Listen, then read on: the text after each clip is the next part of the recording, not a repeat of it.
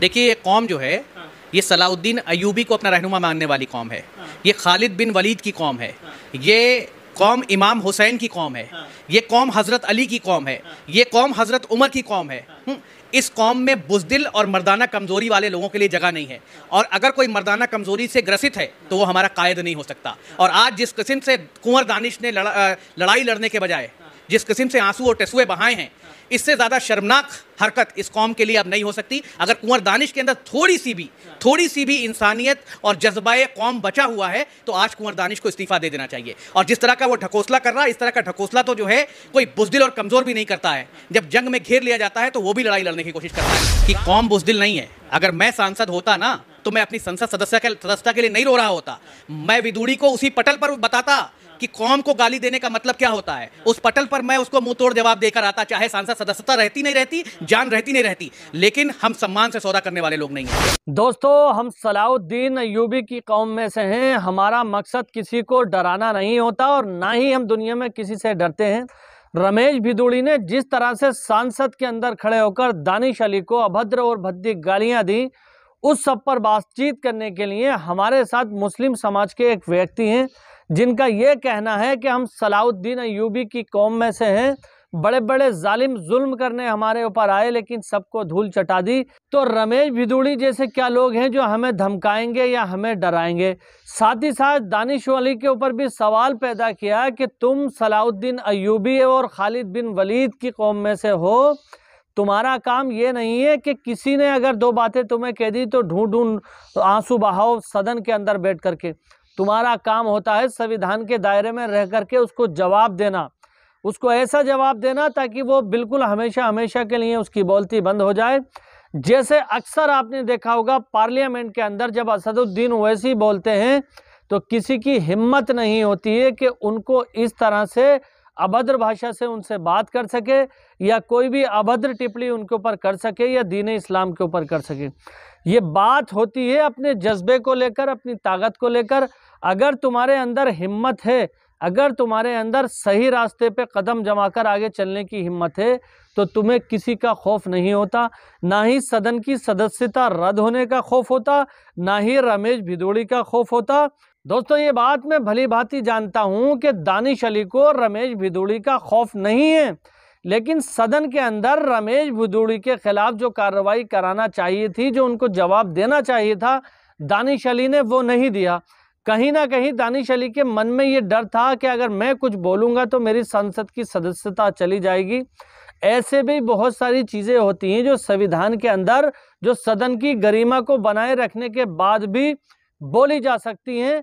सामने वाला जिस तरह से अभद्र भाषा का प्रयोग कर रहा था, आप उसको कुछ ऐसा बोल सकते थे कि उसकी बोलती बंद हो जाए। तो इस सब पर बातचीत करने के लिए मुस्लिम समाज का जो एक लड़का हमारे साथ इस समय मौजूद है, उनसे बातचीत करते हैं कि किस तरह रमेश भिदुड़ी और इन जैसे नफरत फैलाने वाले लोगों को इन्होंने इनकी धज्जियां उड़ाने का काम किया है और इनको आईना दिखाने का काम किया। तो देरी नहीं करते हुए वीडियो को शुरू करते हैं, उसके बाद आप और हम बातचीत करेंगे। देखिए, ये कौम जो है, ये सलाउद्दीन अय्यूबी को अपना रहनुमा मानने वाली कौम है। ये खालिद बिन वलीद की कौम है। ये कौम इमाम हुसैन की कौम है। ये कौम हज़रत अली की कौम है। ये कौम हज़रत उमर की कौम है। इस कौम में बुज़दिल और मर्दाना कमज़ोरी वाले लोगों के लिए जगह नहीं है। और अगर कोई मर्दाना कमज़ोरी से ग्रसित है तो वो हमारा कायद नहीं हो सकता। और आज जिस किस्म से कुंवर दानिश ने लड़ाई लड़ने के बजाय जिस किस्म से आंसू और टेसुए बहाए हैं, इससे ज़्यादा शर्मनाक हरकत इस कौम के लिए अब नहीं हो सकती। अगर कुंवर दानिश के अंदर थोड़ी सी भी इंसानियत और जज्बाए कौम बचा हुआ है तो आज कुंवर दानिश को इस्तीफ़ा दे देना चाहिए। और जिस तरह का वो ढकोसला कर रहा है, इस तरह का ढकोसला तो जो है कोई बुज़दिल और कमज़ोर भी नहीं करता है। जब जंग में घेर लिया जाता है तो वो भी लड़ाई लड़ने की कोशिश करता है। रात में उसने गाली खाई है। कल 3 बजे तक तो उसने कुछ बोला नहीं। जब वीडियो वायरल हो गया तब वो आके टेसुए बहाने लगा। और उस टेसुए से अगर वो ये समझ रहा है कि कौम उसको नेता बना देगी या कौम उसको ये अपने सर पे बिठा लेगी तो ये बहुत बड़ी गलती है। कुंवर दानिश से कौम आज रिश्ता तोड़ देगी। ऐसा इंसान नहीं चाहिए हमें अपना कायद, जो हमारे हक के लिए और कौम को जब गाली पड़े तो ना बोल पाए। इस पर धिक्कार है, लानत है। जितनी लानतें आप भेज सकते हैं उतनी भेजिए। और मैं एक बात और कह दूं आपसे कि कुंवर दानिश जब इस बार अमरोहा जाएं तो उनका स्वागत जूतों के हार से करिए, फूलों के हार से नहीं। दोस्तों एक चीज़ आपसे पूछेंगे कि पूरी की पूरी कौम के बुज़दिल होने की निशानी ये आंसू तो नहीं? देखिए ऐसा है कि कौम बुज़दिल नहीं है। अगर मैं सांसद होता ना तो मैं अपनी संसद सदस्यता के लिए नहीं रो रहा होता। मैं विदुड़ी को उसी पटल पर बताता कि कौम को गाली देने का मतलब क्या होता है। उस पटल पर मैं उसको मुंह तोड़ जवाब देकर आता, चाहे सांसद सदस्यता रहती नहीं रहती, जान रहती नहीं रहती। लेकिन हम सम्मान से सौदा करने वाले लोग नहीं हैं, और दानिश ने सम्मान से सौदा किया है। और वो कुंवर किस चीज़ के हैं भाई? इतना डरपोक कुंवर जो कैमरे पर रो रहा है, इतना डरपोक कुंवर जो इंसाफ की भीख मांग रहा है, इतना डरपोक कुंवर जब उसको गालियां पड़ रही थी वो एक शब्द नहीं बोल पाया। ऐसे लोगों को हमारा कायद, अगर ऐसे लोग होंगे और हमें अगर इस किस्म के लोग लीड करेंगे तो अभी उसने गाली खाई है, घर घर लोग खींच के मारे जाएंगे और गालियां उनको दी जाएंगी और उनको जाति सूचक और धर्म सूचक शब्द कहे जाएंगे। और ये गाली कुंवर दानिश को नहीं पड़ी है, ये गाली हर एक मुसलमान को पड़ी है जिसने उनको वोट दिया है, हर एक मुसलमान को पड़ी है जिसने उनको कायद माना है। और कुंवर दानिश को कौम से माफ़ी मांगनी चाहिए कि वो उस वक्त क्यों नहीं बोल पाया। कि ये संयोग नहीं है, यह प्रयोग है, और उस प्रयोग का हिस्सा ओम बिरला भी हो सकते हैं। मैंने आपको कहा जांच करने की ताकत हमारे पास नहीं है। जिस दिन जांच करने की ताकत आएगी पता लग जाएगा ये प्रयोग कहाँ से किया गया है, कैसे किया गया है और क्यों किया गया है। और मैं आपको एक बात और बोलूँ कि मुझे लगता है कुंवर दानिश को सबसे सॉफ्ट टारगेट देखा गया वहाँ पे, इसलिए उस पर हमला किया गया।